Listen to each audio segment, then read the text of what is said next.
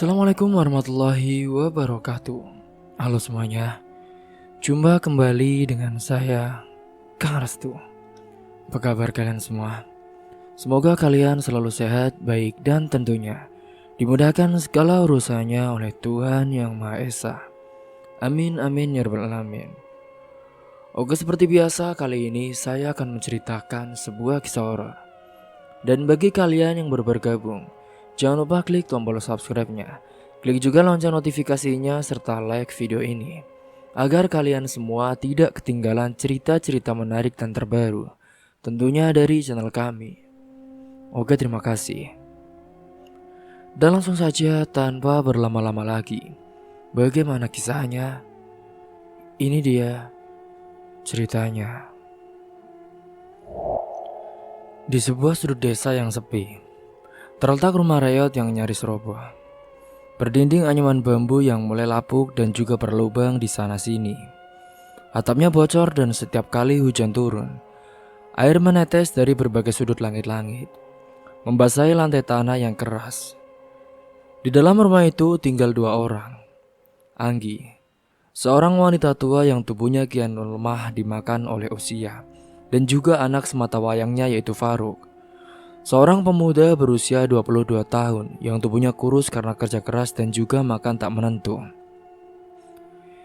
Bu Anggi sudah lama sakit-sakitan, batuknya terdengar keras dan juga dalam, seakan paru-parunya merintih minta ampun. Setiap pagi suara batuknya menggema dari rumah kecil itu, mengingatkan tetangga bahwa ia masih hidup. Meski tubuhnya ringkih dan juga sering limbung saat berdiri, Anggi tetap memaksakan diri bekerja. Bu Anggi bekerja menjadi buruh cuci di rumah-rumah orang kampung yang masih bersedia membayar sedikit upah untuk jasanya. Pekerjaan itu sudah ia lakoni sejak muda, bahkan ketika Faruk masih bayi. Kini di usianya yang senja, jemarinya sudah kasar, kukunya menghitam dan punggungnya pun membungkuk. Namun ia tetap mencuci pakaian orang lain dengan sabun murahan dan air sumur yang dingin. Faruk bekerja di ladang milik Juragan Aryo, seorang kaya yang dihormati sekaligus ditakuti oleh banyak warga. Ladang itu luas membentang hingga ke perbukitan. Di sana Faruk bekerja sejak subuh, mencangkul, menanam, memupuk, hingga memanen. Setiap hari wajah dan tubuhnya terpapar matahari tanpa pelindung. Tangannya kapalan, kulitnya menggelap, dan kakinya pecah-pecah. Namun dia tak pernah mengeluh.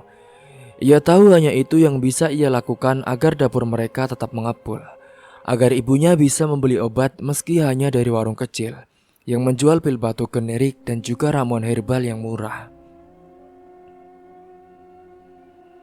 Pada pagi itu, seperti biasa Faruk bangun lebih awal dari ayam. Ia menjerang air di atas tungku yang hanya terdiri dari 3 batu dan juga kayu bakar sisa dari semalam. Angin pagi masih dingin menembus celah-celah dinding bambu. Suara batuk ibunya yang mulai terdengar dari sudut rumah. Faruk menghampiri ibunya yang masih tergolek di atas dipan kayu tua yang dilapisi oleh tikar robek. "Bu, ini air hangatnya sebentar lagi siap. Ini ibu mau minum obatnya dulu," tanya Faruk dengan lembut. Bu Anggi mengangguk lemah, matanya cekung. Kulit wajahnya kendur dan rambutnya memutih seluruhnya. Ia berusaha duduk namun batuknya kembali menyerang, membuat tubuhnya terguncang dengan hebat. Faruk menopangnya dengan sabar. Setelah ibunya minum air hangat dan menelan obat, Faruk pamit untuk berangkat ke ladang. Ia mengenakan baju lusuh dan juga camping bambu yang mulai rapuh. Di tangannya tergantung cakul dan juga bekal nasi bungkus berisi lauk tahu tempe yang dimasak semalam oleh ibunya. Jalan menuju ladang melewati pematang sawah dan juga jalan tanah yang becek karena hujan semalam. Faruk berjalan cepat, tak peduli lumpur yang menciprati kakinya. Dan saat ia tiba, beberapa pekerja lain pun sudah mulai bekerja. Mereka menyapa sekilas lalu kembali membungkuk, mencangkul, menanam dan membabat rumput liar. Juragan Aryo muncul kemudian dengan mobil hitam mengilap, meninjau ladangnya dari kejauhan tanpa turun. Ia memberi perintah kepada mandor lalu pergi lagi tanpa menyapa siapapun saat itu. Faruk tak terlalu peduli. Ia tahu juragan tak akan pernah benar-benar memedulikan mereka. Bagi sang juragan, para buruh hanya deretan angka, upah harian dan hasil panen. Tapi Faruk tetap bekerja sekuat tenaga karena ia sadar tak ada banyak pilihan lain hingga setiap tetesan keringat adalah harapan untuk bisa membeli obat ibunya, untuk memperbaiki atap rumahnya yang bocor, dan juga untuk hidup meski dalam keterbatasan. Ketika matahari tepat di atas kepala, para buruh pun beristirahat saat itu. Faruk duduk di bawah pohon rindang membuka bekal yang sudah dingin saat itu. Ia memakannya dengan lahap, sambil sekali menatap langit yang mulai mendung.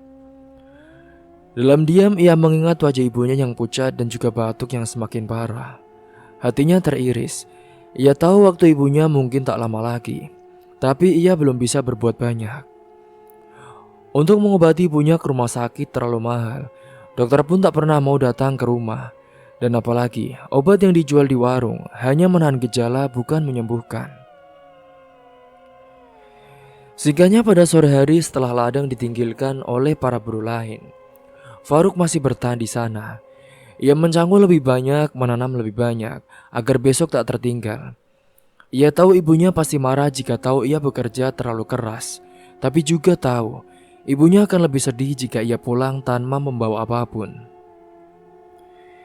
Hingga tepat ketika menjelang maghrib, Faruk pun pulang dengan tubuh lelah dan tangan penuh tanah.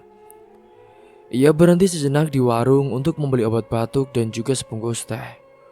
Uang di sakunya tinggal receh, tapi ia tak peduli. Yang penting baginya adalah ibunya bisa tidur malam ini tanpa batuk terus-menerus. Saat ia sudah tiba di rumah, ia mendapati ibunya tengah duduk bersandar di dinding. Matanya setengah tertutup, wajahnya tampak lebih pucat dari pagi tadi. Faruk pun langsung menghampiri ibunya dan membantunya untuk berbaring. "Ibu, ini obatnya, Bu." Faruk juga bawa teh. "Nanti Faruk buatkan ya, Bu. Bentar." "Kamu ini terlalu kerja keras, Nak. Kamu jangan capek-capek. Nanti kamu sakit loh," bisik ibunya dengan pelan. Faruk hanya tersenyum saat itu. "Bu, kalau bukan Faruk, siapa lagi, Bu? Sudah, yang penting ibu doakan saja supaya Faruk tetap bisa bantu ibu, biar Faruk sehat, ya." Malam itu pun mereka makan seadanya. Nasi sisa pagi, sambal terasi dan juga teh manis hangat. Tak ada cahaya selain dari lampu minyak yang redup dan juga suara jangkrik dari rumah. Faruk duduk lama di samping ibunya, memijat kakinya dan juga mendengarkan cerita-cerita masa lalu yang berkali-kali diulang. "Nah, ayahmu dulu juga buruh, sama seperti kamu jadi petani. Dia juga sosok yang gak suka menyerah," ujar Ibu Anggi. Faruk menunduk, tak pernah mengenal ayahnya sejak itu. Karena ayahnya meninggal saat Faruk masih bayi, tepatnya karena kecelakaan yang dialaminya di hutan. Sejak itu pun, ibunya membesarkannya seorang diri dengan segala keterbatasan. Ia tahu hidupnya ibu adalah perjuangan panjang, dan kini giliran dia untuk meneruskan perjuangan itu. Ketika hari semakin malam, angin malam yang mulai berembus kencang, langit gelap dan suara dedaunan berdesir. Atap rumah rakyat itu pun kembali meneteskan air karena hujan mulai turun. Faruk menatap langit-langit, lalu menatap ibunya yang sudah mulai terlelap dengan nafas berat. Ia menarik selimut tipis ke atas tubuh ibunya, lalu duduk di sudut rumah, memandangi api lampu minyak yang berkedip lebih lemah. Di dalam hati ia berdoa agar besok lebih baik, agar ibunya bisa diberikan kekuatan dan agar ada jalan bagi mereka untuk keluar dari kesulitan ini. Malam itu pun setelah tepat pukul 10, rumah-rumah di desa yang mulai sunyi, cahaya lampu-lampu minyak di setiap sudut rumah mulai padam satu persatu. Angin malam berembus membawa aroma tanah basah dan juga dedaunan yang baru saja terguyur oleh hujan. Dari dalam rumah Raya di sudut desa, Faruk keluar pelan-pelan setelah memastikan ibunya benar-benar tertidur. Nafasnya masih terdengar berat, namun malam itu lebih tenang dari biasanya. Faruk menarik nafas dalam-dalam mengenakan jaket usang dan menyampirkan kain sarung di bahunya. Di tangannya tergenggam kitab kecil yang selalu ia bawa setiap kali ia mengaji. Ia berjalan kaki menyusuri jalan tanah yang becek dan juga licin. Lampu-lampu di tiang bambu yang biasanya menerangi jalan desa sudah lama padam. Sebagian rusak, sebagian lagi tak pernah diganti. Tapi Faruk yang memang sudah hafal setiap tikungan, setiap pohon dan juga setiap batu besar yang ia lewati malam-malam seperti ini. Di kejauhan terdengar suara kodok yang sambil bersahutan dan sekali lolongan anjing liar yang menggema di tengah sepi. Langkahnya yang tenang, hatinya mantap. Meski lelah bekerja seharian di ladang, mengaji bagi Faruk bukanlah beban. Justru di sanalah ia merasa hidupnya punya arah. Tujuannya adalah rumah Kiai Maksum, seorang kiai sepuh yang dihormati di desa itu. Rumah sang kiai terletak di bagian belakang desa, dekat pemakaman tua dan juga pohon besar yang dikenal angker oleh warga sekitar. Banyak yang enggan melewati jalan itu malam-malam, apalagi hanya untuk mengaji. Tapi Faruk tidak gentar. Ia sudah terbiasa, ia juga sudah tahu jalan kebenaran tidak pernah ramai. Dan memang jarang yang mau menapakinya dengan sungguh-sungguh saat ini. Sesampainya di rumah Kiai Maksum, ia pun melihat satu pemuda lain yang sudah lebih dulu datang. Namanya adalah Hasan, sahabatnya sejak kecil. Hasan tidak sekuat Faruk dalam hal tenaga, tapi semangatnya dalam menuntut ilmu sama besarnya dengannya. Mereka berdua adalah satu-satunya pemuda di kampung itu yang masih setia datang setiap malam untuk mengaji dan juga belajar ilmu kebatinan. Sementara Kiai Maksum yang sudah menunggu di serambi rumah, duduk bersila di atas tikar pandan. Meski usianya yang sudah sangat tua, wajahnya masih terlihat bersinar. Jenggot putihnya panjang, matanya tajam, namun tatapannya penuh kasih sayang. Di depannya lampu teplok menyala tamaram, menerangi lembaran kitab-kitab kuning yang sudah mulai terbuka. Assalamualaikum Pak Yai, sapa Faruk dan Hasan hampir bersamaan. Waalaikumsalam warahmatullah, jawab sang kiai sambil tersenyum. Ini, duduk anak-anakku. Mereka duduk bersila dengan sopan. Suasana hening, hanya suara jangkrik yang saling menemani saat itu. Malam itu pelajaran dimulai dengan membaca kitab tafsir dan dilanjutkan dengan pengajaran tentang ilmu hikmah. Sesuatu yang hanya diajarkan pada mereka yang benar-benar siap, karena menyangkut kekuatan batin dan juga pemahaman ilmu spiritual yang dalam. Ini, ilmu kebatinan itu bukan untuk berbangga diri, bukan juga untuk menaklukkan orang lain, tapi ini untuk menjaga diri dari kejahatan, dari gangguan, baik yang tampak maupun yang tak terlihat, ujar Kiai Maksum pelan namun tegas. Faruk dan Hasan mendengarkan dengan penuh perhatian. Malam itu mereka diajarkan doa-doa khusus, wirid-wirid tertentu dan juga tata cara menjaga diri dari mara bahaya yang tak kasat mata. Kiai Maksum menjelaskan bahwa dunia ini tidak hanya diisi oleh manusia, tetapi juga makhluk-makhluk lain yang berjalan berdampingan. Tidak semuanya jahat, tapi tidak sedikit juga yang suka mengganggu, terutama kepada orang-orang yang hatinya kosong. Faruk yang mendengarkan, ia pun mencatat dalam hati setiap kalimat yang keluar dari mulut sang kiai. Ia merasakan sesuatu yang dalam setiap kali mengikuti pelajaran seperti ini. Ada ketenangan yang tak bisa ia dapatkan dari tempat lain. Ia merasa lebih kuat, lebih mantap menghadapi dunia yang keras ini. Hingga singkatnya setelah selesai mengaji, Kiai Maksum pun mengajak mereka untuk duduk lebih dekat. Aku juga sudah lama mengamati kalian berdua.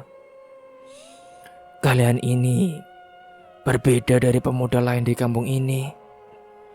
Kalian punya cahaya dalam hati Itu yang harus dijaga. Jangan sampai redup, ya. Ucapnya kepada Hasan dan juga Faruk. Faruk menunduk merasa harus sekaligus berat memikul amanah itu. Kalian akan melihat hal-hal yang tak semua orang bisa lihat. Akan ada waktu di mana ilmu kalian akan diuji. Bukan hanya dengan gangguan gaib, tapi juga dengan pilihan-pilihan hidup yang sulit. Tapi saran Pak Kiai, jangan tinggalkan jalan ini. Jangan pernah menyerah, ucap Kiai Maksum. Hasan juga mengangguk, begitu pula Faruk. Malam itu terasa sakral. Sebelum pulang, Kiai Maksum pun memberikan masing-masing dari mereka sebutir batu kecil berwarna hitam yang menurutnya sudah dibacakan doa perlindungan. Jangan dianggap benda ini yang sakti. Ini hanya wasilah. Yang paling penting adalah keyakinan dan keteguhan hati kalian. Ini adalah sedikit oleh-oleh saja buat kenang-kenangan, karena kalian sudah rajin, kata sang Kiai. Iya Pak Kiai, terima kasih ya.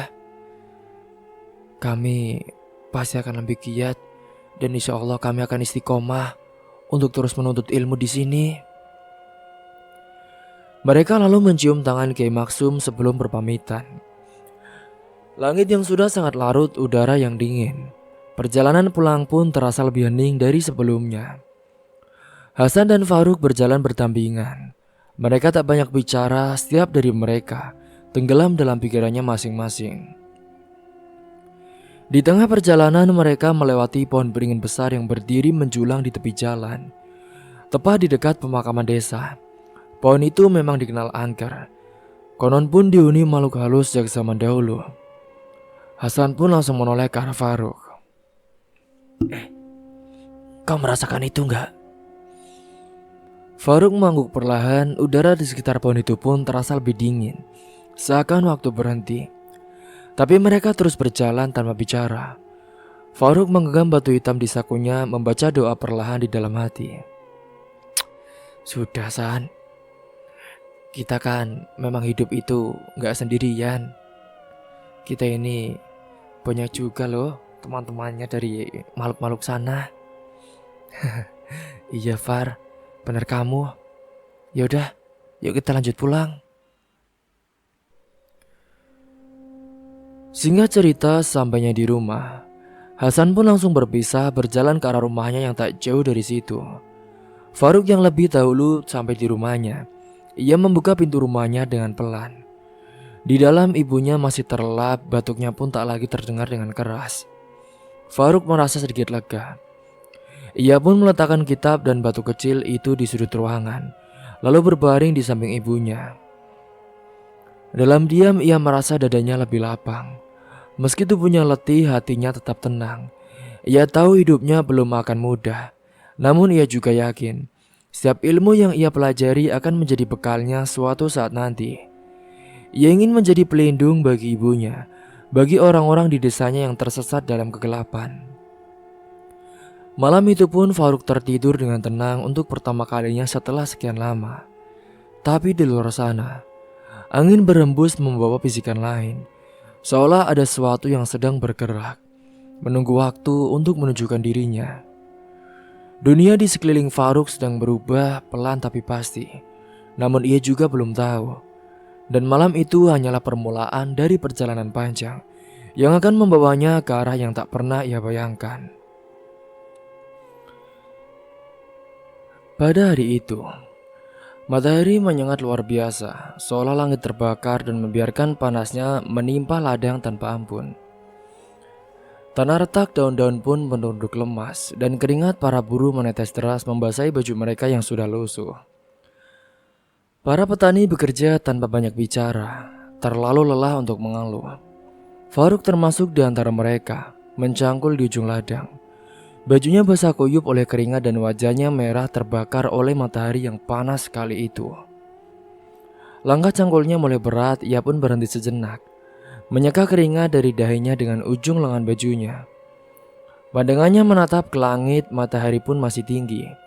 Belum tampak ada tanda-tanda akan hujan. Tapi entah mengapa, dadanya terasa sesak. Ada getaran halus dalam tubuhnya, semacam firasat yang tak bisa ia jelaskan. Ada apa ya?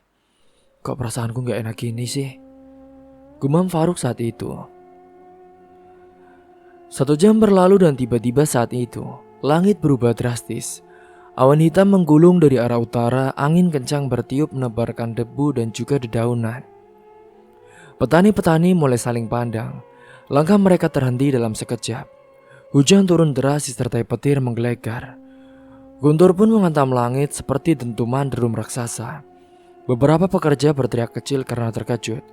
Dan semua buru-buru pun lari berteduh di bawah gubuh atau pepohonan. Jangan di situ, Pak. Bahaya kalau di bawah pohon. Bisa kesambar petir. Kita lebih baik di sini aja, Pak. Ini, rumah ini gabuk. Bung atasnya genteng, ucap Faruk saat itu. Faruk yang berdiam beberapa saat di tengah hujan.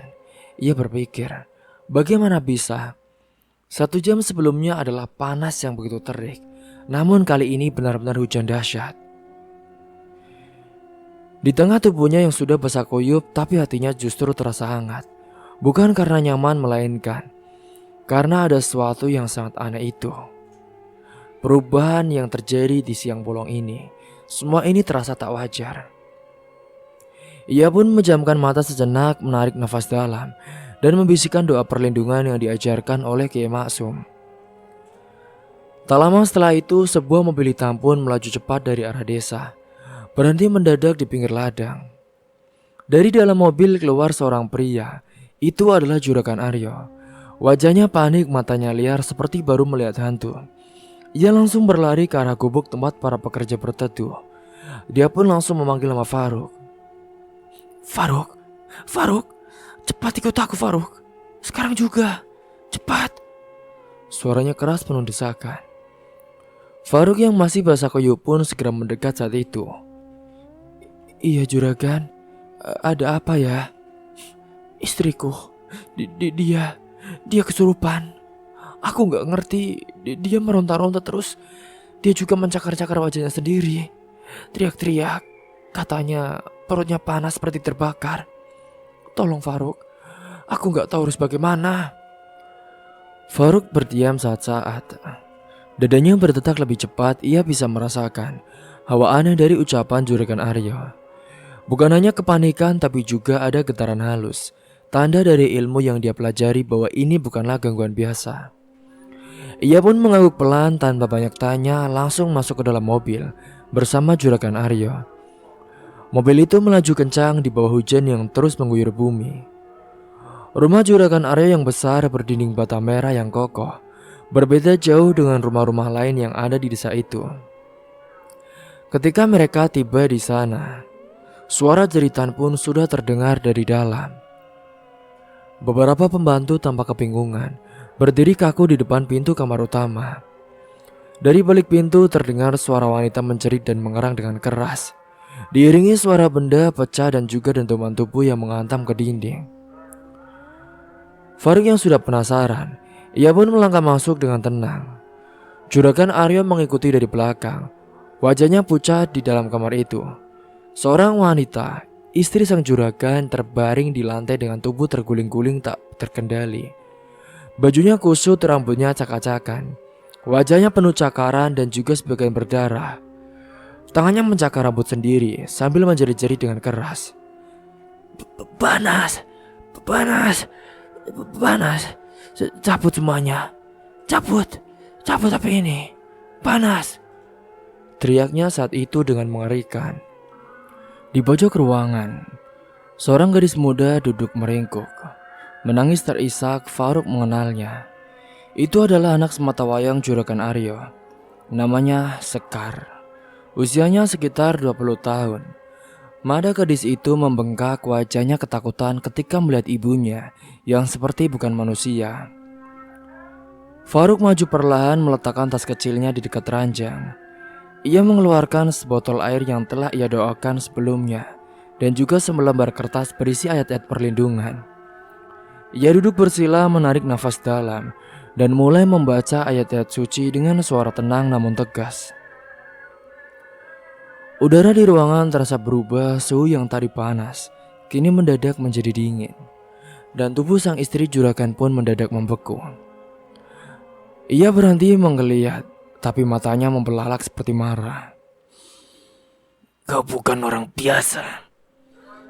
Suara dari tubuh wanita itu terdengar serak, berat dan jelas. Itu bukanlah suara manusia, apalagi itu suara dari ibunya. Faruk tak terganggu, ia terus melantunkan bacaan dengan fokus penuh. Ia tahu benar ini adalah gangguan kiriman. Mungkin dari orang yang iri atau musuh lama dari Juragan Arya. Jenis kiriman seperti ini sangat kuat. Biasanya disertai jin ataupun makhluk halus yang dikendalikan dengan niat jahat. Tubuh wanita itu kembali menggeliat. Tangannya mencoba meraih wajah Faruk, mencakar dengan tenaga luar biasa. Namun ia menghindar dengan cepat. Ia pun mencipratkan sedikit air doa ke tubuh wanita itu. Dan seketika, tubuhnya mengejang, lalu berteriak keras hingga ruangan pun bergema. Faruk menutup mata membaca doa perlindungan yang lebih kuat, dan kini memfokuskan energi batinnya. Dalam penglihatannya, samar-samar ia melihat sosok hitam berdiri di sudut ruangan, tinggi besar, dengan mata merah menyala.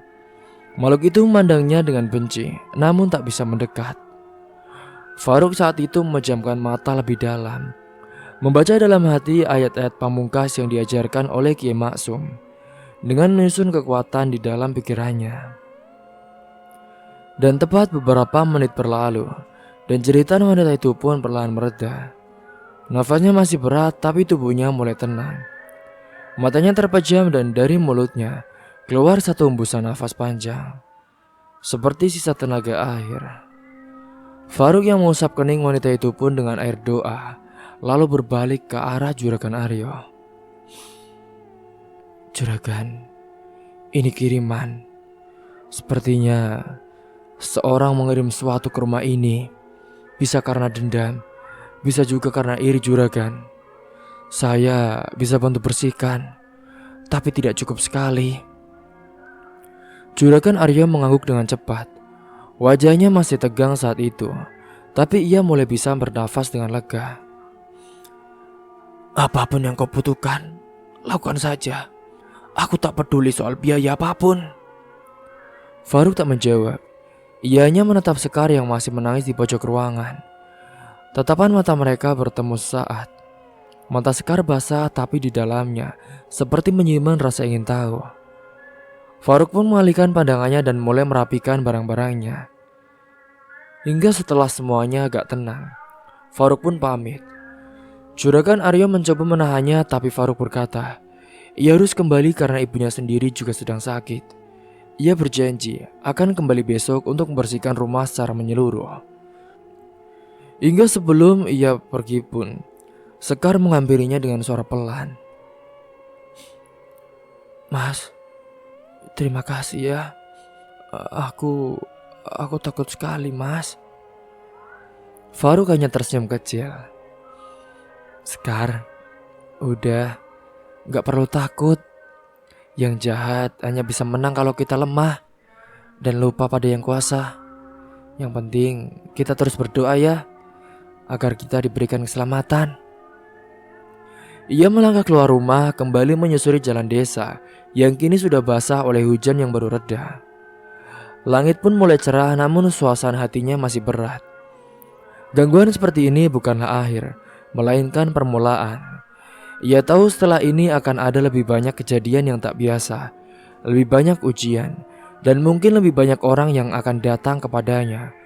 Bukan hanya untuk pertolongan, tapi juga untuk menantangnya. Dunia sedang berubah dan ia telah melangkah masuk ke dalam pusaran takdir yang lebih besar dari yang pernah ia bayangkan saat ini. Sementara di sisi lain, di sebuah rumah tua yang terletak di tepi hutan, suasana terasa mencekam. Di rumah itu, jauh dari pemukiman, dikelilingi pepohonan tinggi yang membuat cahaya matahari sulit menembus. Atapnya sudah hampir runtuh, dindingnya penuh lumut dan aroma dupa menyengat memenuhi udara. Di dalam rumah itu seorang lelaki tua duduk bersila di atas tikar lusuh. Wajahnya keriput, matanya merah menyala, dan tubuhnya dibalut jubah hitam yang penuh dengan simbol-simbol asing. Dialah Ki Jagat, dukun yang terkenal kejam dan tak segan menggunakan ilmu hitam untuk memenuhi keinginan siapapun yang membayar jasanya. Malam itu, Ki Jagat terlihat marah. Api dalam tungku di depannya membesar. Asap mengepul tebal memenuhi ruangan. Di hadapannya seorang pria berpakaian rapi berdiri dengan gelisah. Dia adalah Pak Wahyu, adik ipar dari Juragan Aryo. Orang yang selama ini diam-diam menyimpan iri terhadap keberhasilan kakak iparnya. Ia merasa dilangkai, ditinggalkan dalam bayang-bayang saudara iparnya sendiri yang kini kaya dan dihormati oleh banyak warga desa. Gagal total. Siapa bocah itu? Siapa yang berani membuyarkan kirimanku? Teriak Ki Jagat sambil menghantam lantai dengan tongkat kayu hitamnya. Pak Wahyu terlihat gugup, menunduk dalam-dalam. Itu namanya Faruki. Dia adalah buruh ladang di tanah kakak ipar kami. Dia itu anak muda miskin. Tapi saya dengar dia dekat dengan Kiai Maksum, sering mengaji dan juga belajar ilmu kebatinan. Ki Jagat mengarang marah. Matanya semakin menyala, ia bangkit berjalan mondar-mandir seperti harimau yang siap untuk menerkam. Anak petani rendahan, berani menantang kirimanku. Berani menantang kekuatan dari alam bawah. Kurang ajar. Pak Wahyu mencoba menenangkan. Sudah Ki, tenang. Saya bisa cari semua informasi tentang bocah itu. Rumahnya, keluarganya, semuanya. Biar dia kapok. Biar dia tahu rasanya menantang orang besar. Ki Jagat pun berani melangkah.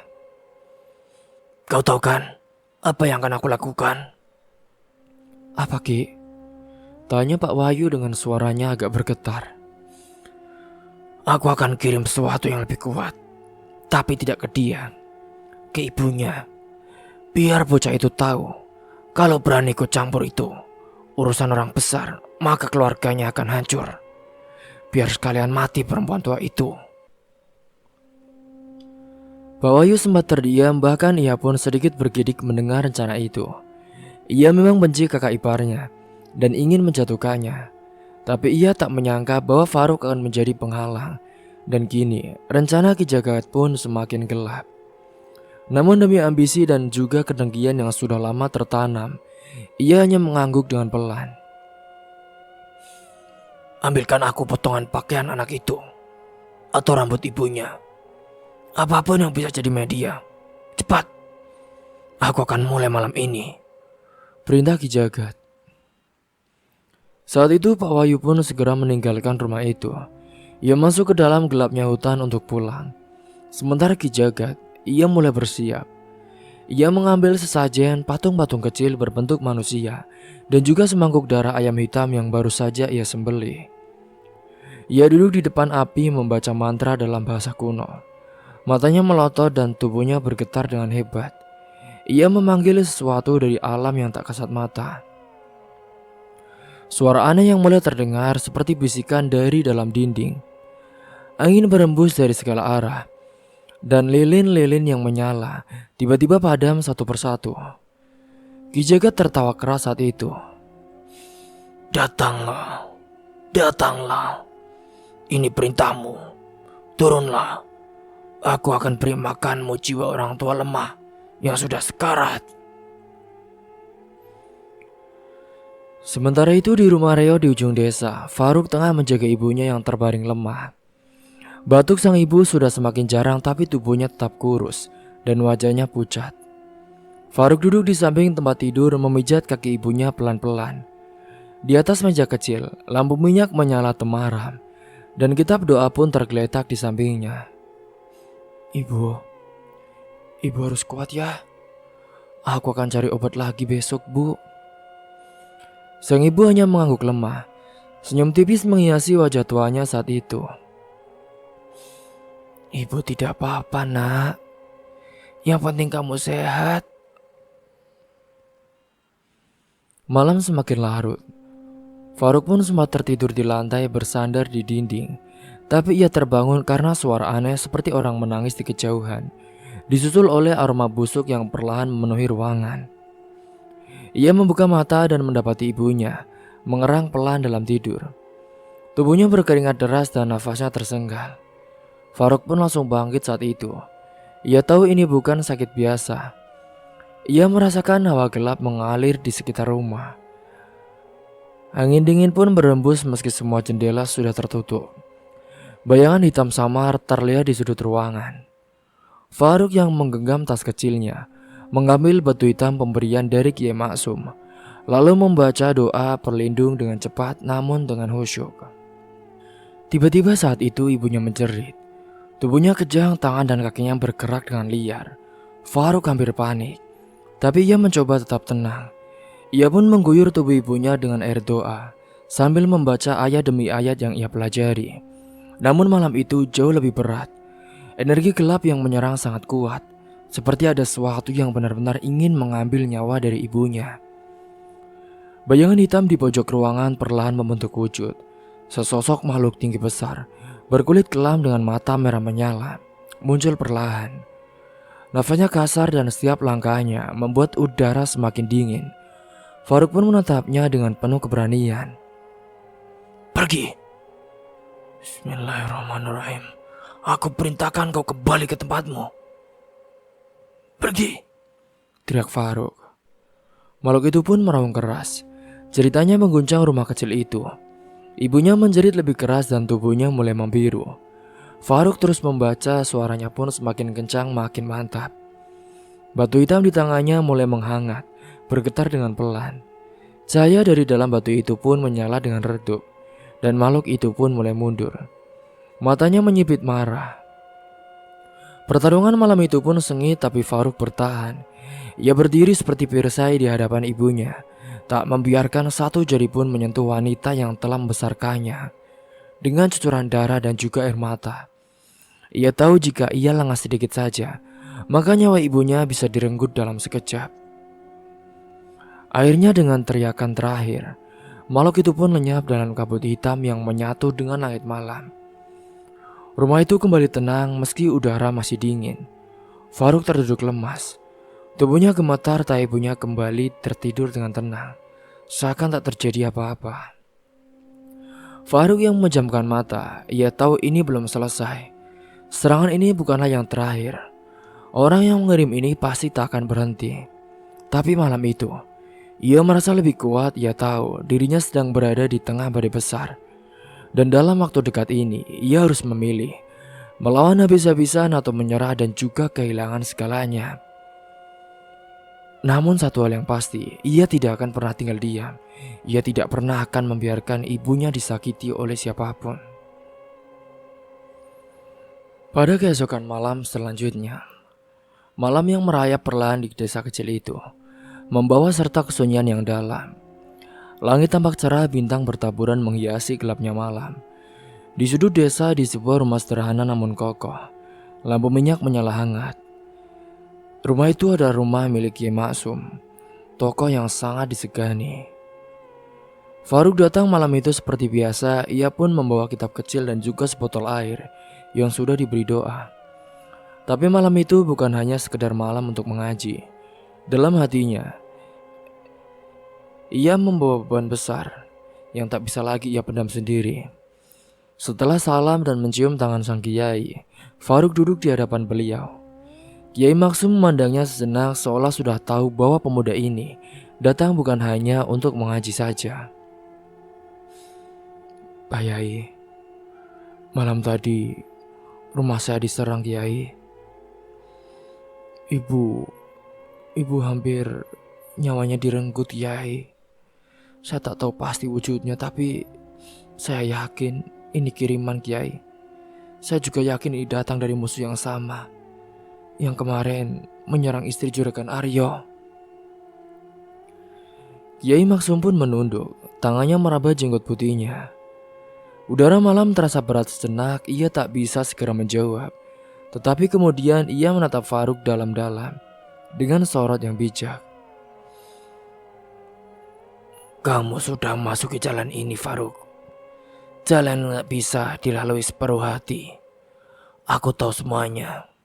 Aku tahu siapa yang mengirim. Aku juga tahu siapa yang berdiri di balik bayangan itu. Katanya pelan namun mantap. Faruk mengerutkan dahi. Dia penasaran. Jadi, Kiai sudah tahu? Sudah. Bahkan sebelum kamu datang ke sini, aku sudah merasakannya. Udara di desa ini berubah sejak semalam. Makhluk itu bukan makhluk sembarangan. Yang mengendalikannya juga bukan dukun biasa. Namanya itu Ki Jagat. Dia dulu pernah belajar bersamaku, tapi menyimpang. Ilmunya gelap. Sekarang dia jadi alat bagi orang-orang yang tamak. Faruk menunduk menahan amarah. Dan jika kamu ingin tahu, Pak Wahyu, adik ipar Juragan Aryo, saya dengar dia yang jadi dalang semua ini. Ia iri pada keberhasilan saudaranya sendiri. Pak Yai, saya ingin bertindak, Yai. Saya ingin membersihkan semuanya. Bukan hanya demi ibu saya, tapi demi kampung ini juga, Kiai. Saya tahu ini pasti akan panjang, tapi saya tak mau mundur. Saya mohon izin menun bantuannya. Kiai Masum pun tersenyum tipis. Bagus, nak. Itu yang harus kau pegang. Jangan pernah mundur melawan kejahatan. Sekali kau diam, kejahatan akan makin merajalela. Ilmu yang pelajari pun bukan sekedar bacaan. Ia pelindung, tapi pelindung tak akan berarti apa-apa kalau pemiliknya takut. Kini Faruk pun mengangguk, dadanya dipenuhi semangat baru. Ia merasa lebih mantap malam itu. Setelah mengaji dan juga berpikir panjang, Kiai Maksum memberikan beberapa benda kepadanya. Seuntai tasbih tua, selembar kain putih yang bertuliskan ayat pelindung, dan juga sebuah batu kecil berwarna biru laut. Ini bukan jimat, ini pengingat. Selama kau tetap pada jalan yang benar, benda-benda ini akan jadi saksi perjuanganmu. Tapi ingat, kekuatan sejati bukan di sini. Ia menunjuk benda-benda itu, tapi di sini. Lalu ia menunjuk dada Faruk. Faruk pun lalu mencium tangan Kiai Maksum dengan penuh hormat. Terima kasih, Yai. Kalau gitu, saya berjanji akan menjaga semuanya. Saya juga akan tuntaskan apa yang sudah dimulai. Mohon doa izinnya. Dan kini, Faruk pun akan mulai melakukan balasannya, menyerang kepada dukun itu yang bisa disebut Ki Jagat. Sampai di sini dulu kisahnya. Tunggu kelanjutannya di part selanjutnya. Mungkin itu saja yang dapat saya sampaikan. Kurang lebihnya mohon maaf apabila ada salah kata ataupun ucapan yang kurang berkenan bagi kalian semua. Sampai jumpa di cerita selanjutnya. Akhir kata, wassalamualaikum warahmatullahi wabarakatuh.